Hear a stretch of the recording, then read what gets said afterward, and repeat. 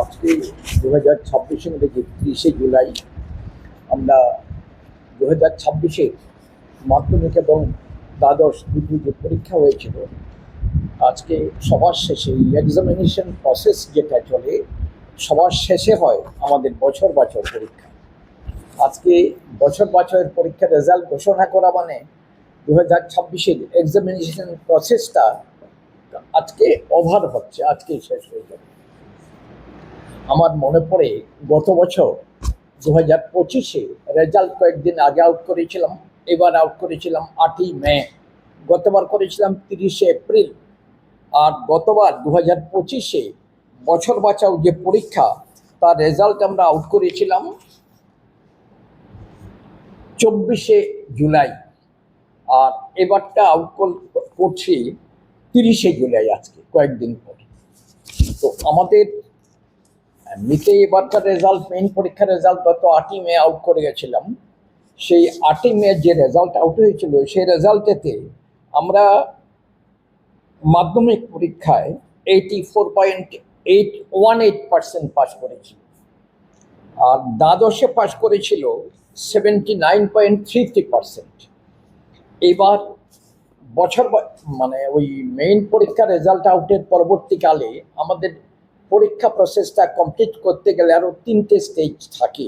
Number 1, পরীক্ষার result আউটের পরপরই রিভিউ হয়, তারপরে সেলফ ইন্সপেকশন হয়, সবার শেষে হয় আমাদের বছর বাঁচাও পরীক্ষা। গত 10ই জুন আমাদের বছর বাঁচাও পরীক্ষা শেষ হয়ে গেছে, আর 15ই জুন আমাদের দ্বাদশের বছর বাঁচাও পরীক্ষা এটাও শেষ হয়ে গেছে।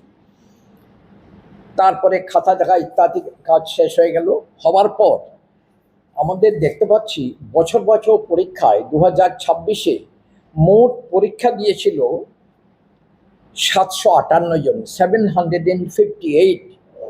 তার মধ্যে পাশ করেছে 239 জন, যার ফলেতে আমাদের মূল পরীক্ষার যেটা 8ই মে রেজাল্ট আউট করেছিলাম সেই পরীক্ষাতে মাধ্যমিক পরীক্ষায় পাশ করেছিল, আমরা দেখেছিলাম যে তাতে পাশের হার ছিল 84.18%।